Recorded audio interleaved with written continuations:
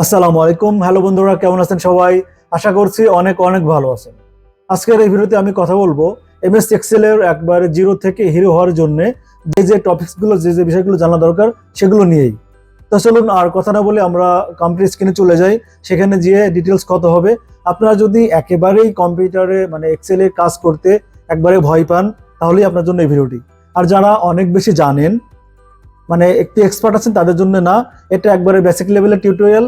চলুন আর কথা না বলে আমরা কম্পিউটার স্ক্রিনে চলে যাই। আমরা আমাদের কম্পিউটার স্ক্রিনে চলে এসেছি। আমরা এখান থেকে প্রথমে এই যে স্টার্ট মেনু, এখান থেকে ক্লিক করব, অথবা আমাদের কিবোর্ডে যে উইন্ডোজ যে বাটনটা আছে এখানে প্রেস করলে এরকম চলে আসবে।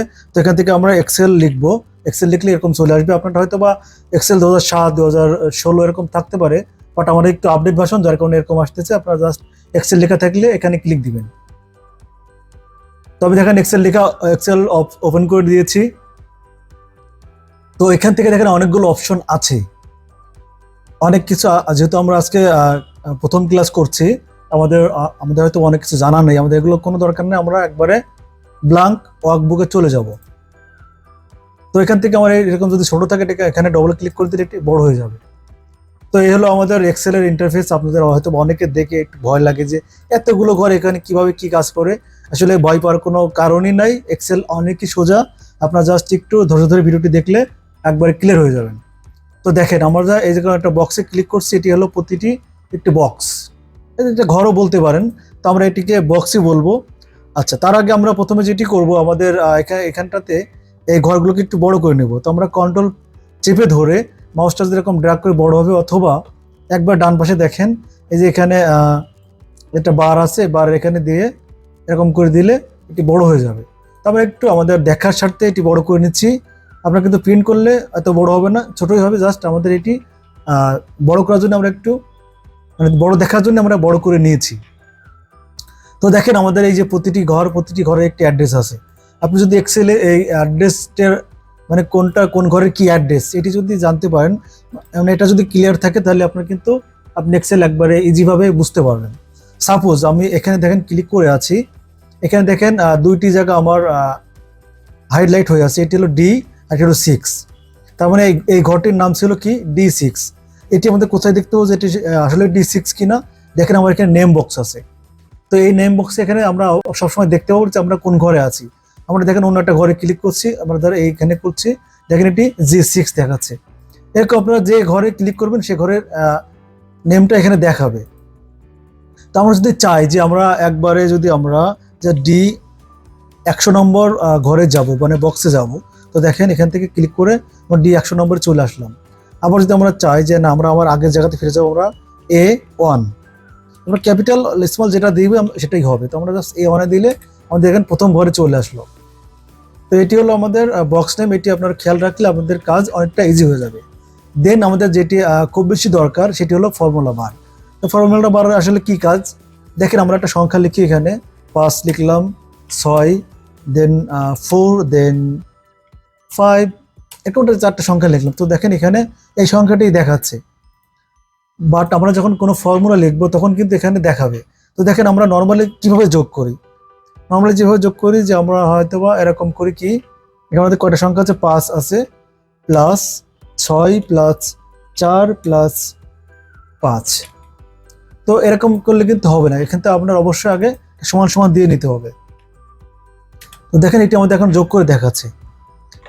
তো এরকম আমরা সবসময় কিন্তু ক্যালকুলেটর বা অন্য কোথাও কিন্তু এরকম করে একটা যোগ করি, বাট আপনি এক্সেলে যদি ওরকম করে যোগ করতে হয় তাহলে কিন্তু আপনার এক্সেলে আসার দরকার নেই, আপনি ক্যালকুলেটরে করেন।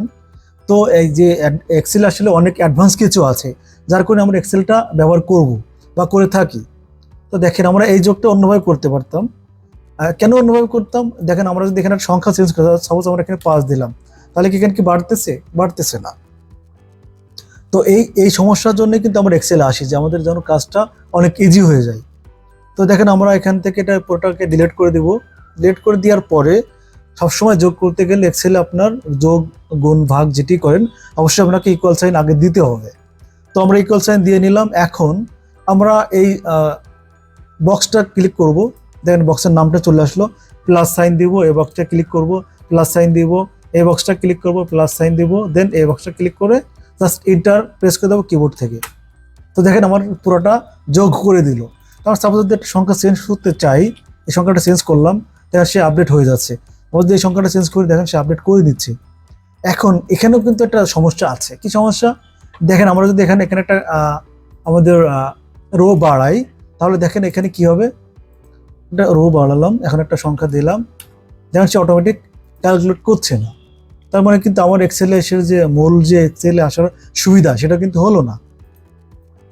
তো এই জন্য আপনার যে আমরা এতক্ষণ যে যোগটা করে দেখালাম, এই যোগটাও কিন্তু আমরা একটু জুম করে নিই, আর একটু জুম করে দেখানোর চেষ্টা করি।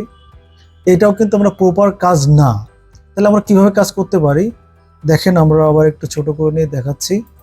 এরকম কোনো ফর্মুলা এরকম কিছু আমরা ইউজ করবো না। আমাদের অবশ্যই যোগ করতে গেলে যোগ ভাগ গুণ যেটাই করি অবশ্যই ইকুয়াল সাইন দিতে হবে। ইকুয়াল সাইন দিলাম, দেন আমাদের একটা ফর্মুলা আছে, যদি আমরা যোগ করতে চাই তাহলে সামেশন লিখতে হবে। তো আমরা এটাকে শর্ট সাম লিখতে পারি। দেন জাস্ট এখানে ক্লিক করলে আমার ব্র্যাকেট চলে আসবে। আমরা এখন এখান থেকে প্রথম যে আমাদের সেলটা আছে এটা এখানে ক্লিক করব, দেন ক্লোন সাইন দিব, দেন আমাদের সর্বশেষ যেটা আছে এটা দিয়ে দিব, দিয়ে আমরা ব্র্যাকেটটা ক্লোজ করে দিব, দিয়ে এন্টার প্রেস করব। এখন দেখেন আমরা যদি এখানে কোনো সংখ্যা চেঞ্জ করি, আপডেট হচ্ছে, সংখ্যা চেঞ্জ করি, আপডেট হচ্ছে। এখন আমাদের মনে হলো যে আমাদের একটা সেল বাড়ানো দরকার। তো আমরা দেখেন বাড়াই, দেখেন মানে রো কলাম যদি বাড়ানো দরকার হয় বাড়ালাম। এখন এখানে সংখ্যা লিখলাম 10, কাজ করছে। তার মানে আমাদের এক্সেলে যোগ করার প্রপার ওয়েটা হলো এরকম যে আমরা সাম দিব, ইকুয়ালস টু সাম দিব, এবং প্রথম কলাম এবং শেষের যে কলামটা আছে, মানে প্রথম রো অথবা শেষের যে রোটা আছে এটি কলাম রো। আপনি যে কোনো টাইপ করতে পারেন। এখন যেহেতু আমাদের কলামে আছে আমরা কলাম বলছি, যখন আমরা রোতে যাব তখন আমাদের সেটিকে রো হিসেবে কাউন্ট করতে হবে।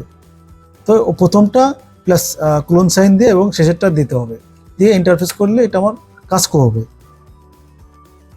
আচ্ছা, এখন আমরা যদি বিয়োগ করতে চাই মানে মাইনাস করতে চাই, দেখেন আমরা এখানে দিয়ে দিচ্ছি 2 সংখ্যা দিচ্ছি, র্যান্ডম একটা সংখ্যা দিচ্ছি, আমরা এটা 3 দিলাম।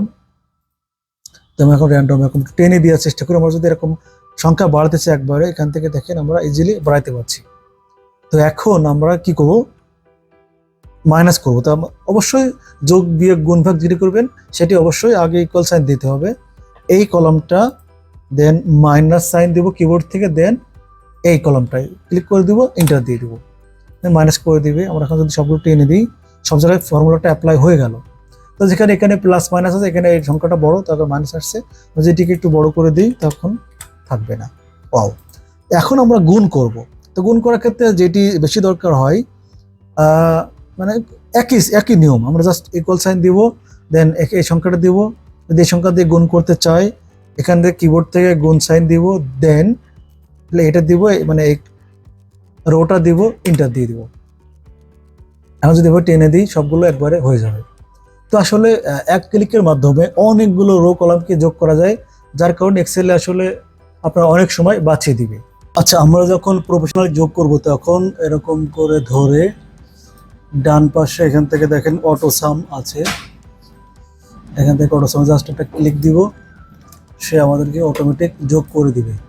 এখন যদি আমরা এটাকে টেনে ধরে বেছে নিয়ে চলে আসি তাহলে কিন্তু সবগুলো যোগ করে দিল। আর যদি আমাদের ভাগ করতে হয় অথবা অ্যাভারেজ বের করতে হয় সেক্ষেত্রে এই সংখ্যা দিব, কত দিয়ে অ্যাভারেজ করবো, 1 2 3 4 5 6, তো এখানে 6টা সংখ্যা আছে, ভাগ চিহ্ন দিয়ে 6 দিয়ে দিব, দেন ইন্টার। দেখেন এখন সবগুলো সে অ্যাভারেজ বের করে দিচ্ছে। তো এভাবে করে আমরা ভাগ করতে পারি।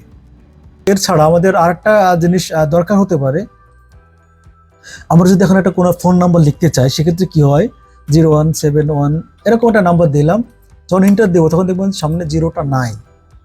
তার মানে কি আমি ভুল লিখেছি? ভুল লিখি নাই, কিন্তু একটা ফর্মুলার কারণে বা আমাদের সেলের যে ফরম্যাট আছে এটার কারণে এটা হয় নাই। তো আমরা এখানে রাইট বাটন ক্লিক করে এখান থেকে দেন ফরম্যাট সেল আছে, অথবা আপনারা Ctrl+1 প্রেস করলে এটা চলে আসবে। তো এখান থেকে আমরা যেটি করব, যেহেতু আমরা এখন সামনে জিরো দিতে যাচ্ছি সেক্ষেত্রে অবশ্যই এখান থেকে টেক্সট সিলেক্ট করে দেব। এখানে অনেক কাজ আছে, আমি একটা ডেডিকেটেড ভিডিও বানাবো ফরম্যাট সেল নিয়ে। তো আজকে জাস্ট আমরা টেক্সট নিয়ে একটু কথা বলতে যাচ্ছি, ওকে করে দিলাম। এখন যদি আমরা আবার ওটাই লিখি 01787685685 সংখ্যা মানে একটা ফোন নম্বর লিখলাম, তখন দেখেন সে জিরো সহ নিয়েছে। আবার এরকম হতে পারে যে আমাদের ডেট লেখা লাগতে পারে, যেমন আজকে ডেট আমার দেখেন 12/6/2023। যদি আমি এটিকে বড় করে দিই, অনেকগুলো করে দিলাম। তো এখন যেটা সমস্যা হবে, আমরা যদি দেখেন এখন মনে আমার তো ডেট দরকার, আমার সিরিয়াল নম্বর দরকার, সেক্ষেত্রে আমরা 0102 এরকম দিই, তো দেখেন সে কি একটা অন্যরকম একটা নাম্বার আছে। তো এখানে সমস্যাটা কি হলো দেখেন, আমরা আবার ফরম্যাট সেলে চলে যাব, যে এখানে দেখেন আমাদের যেটি হয়েছে সেটি হলো এটি আমাদের কিন্তু ডেটে চলে গেছে, যার কারণে এটি আর আমাদের কথা ঠিক মতো শুনছে না। তো নর্মালি আমাদের সবসময় কিন্তু জেনারেলে থাকে, আমরা এটিকে জেনারেল করে দিলাম, সে কিন্তু অন করে নিয়েছে। এখন যদি আমার সবগুলো আবার ওরকম করে চেঞ্জ করা লাগে তাহলে সমস্যা না। তো সেক্ষেত্রে আরেকটি টিপস আপনাকে দেখাচ্ছি, আমরা জাস্ট এই সেলটাতে ক্লিক করে এখন দেখেন আমাদের উপরে জুম করে নিই ফরম্যাট পেইন্টার। তো এই ফরম্যাট পেইন্টার যদি আমরা ক্লিক দিই, আমরা ছোট করে নিচ্ছি, জাস্ট এই সেলটাকে ক্লিক করে ধরে ফরম্যাট পেইন্টারে ক্লিক দিয়ে আমরা যদি এখান থেকে ধরে নিয়ে চলে আসি, দেখেন সবগুলো তখন কাজ করবে। এখন যদি আমরা আবার দেই, সবগুলো কিন্তু আমরা একবারে আমাদের যে ফরম্যাট সেল আছে একই ফরম্যাট সেল করে নিলাম। তো এরপরেও যদি আমাদের আর একটা জিনিস দেখানো হতে পারে যে আমরা রো কলম অনেক সময় গুলিয়ে ফেলি। তো দেখেন আমরা যদি একটা কলম কিভাবে ধরি, সোজা করে, হ্যাঁ এভাবে যদি ধরি, কলমটা যে সোজা থাকলে এটা হলো কলম, মানে কলমের সাথে কলম। তো এভাবে সোজা থাকলে এটা হলো কলম, আর বাদ বাকি যেটা আছে এটা হলো রো। তো আমরা কলম যদি অ্যাড করতে চাই, এখানে ধরে আমরা রাইট বাটন ক্লিক করে দেন ইনসার্ট করব। আপনি যেখানে ধরবেন তার দেখবেন যে তার আগেরটা ক্রিয়েট হচ্ছে, ইনসার্ট করি দেখেন তার আগে একটা ঘর ক্রিয়েট হচ্ছে। আবার যদি আমরা রো ক্রিয়েট করতে চাই, আমরা যেটি ক্লিক করে ধরে রাখবো তার নিচে হবে, দেখেন তার উপরে হবে, দেখেন তার উপরে হবে। এভাবে আমরা যে সিলেক্ট করে রাখবো তার উপরে ইনসার্ট হবে। তো এভাবে করে আমরা ইনসার্ট করতে পারি। তো আমার এখন এখানে কোনোটারই দরকার নেই, আমরা চাচ্ছি যে নতুন করে আরেকটু কাজ করব। তো আমরা যেহেতু বলেছি আমরা 0 থেকে হিরো করব, সেহেতু আমরা নতুন একটা শিট নিয়ে নিলাম। তোমরা নতুন শিট নতুন সবকিছু ডিলিট করে দেওয়ার পর এখন আমরা একটা বিল কপি করব। এসএল আইটেম নেম আমরা একটু অ্যাড করে নেই, আর দেন আমরা পরে আরো কথা বলছি।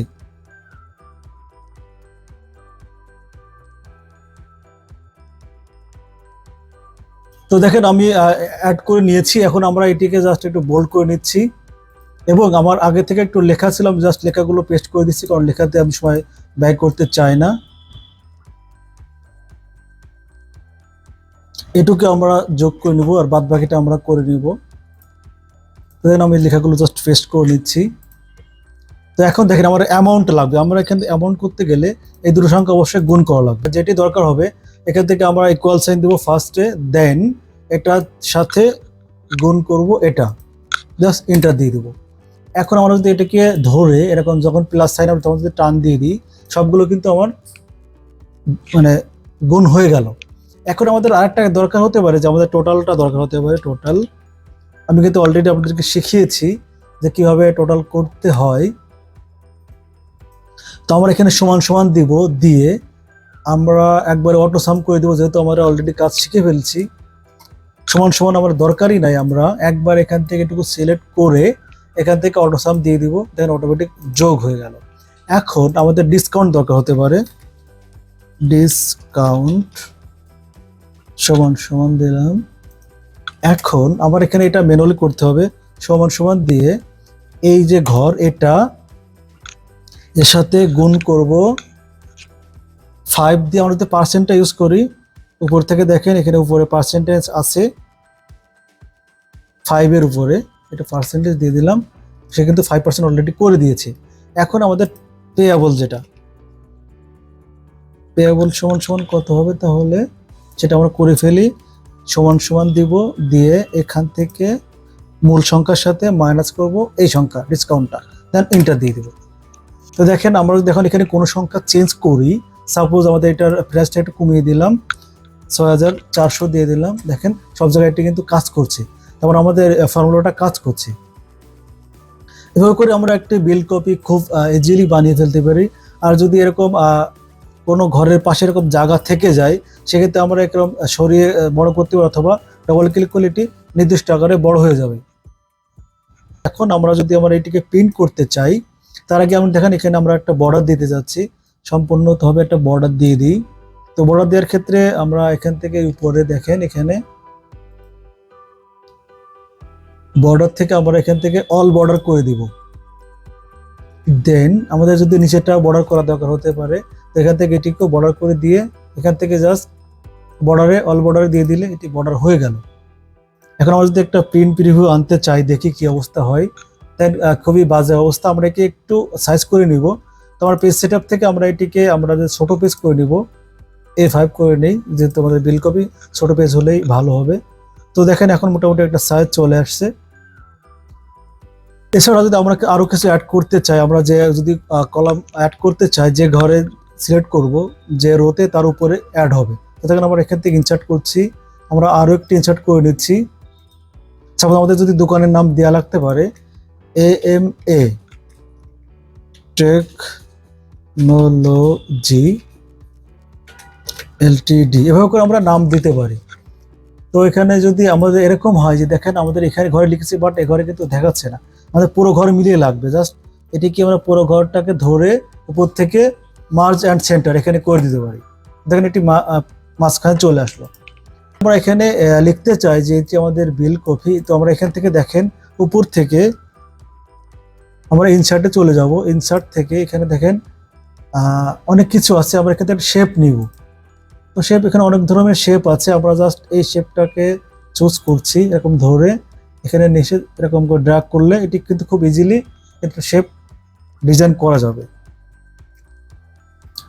তো এটি জাস্ট আমরা এখানে লিখে নিই।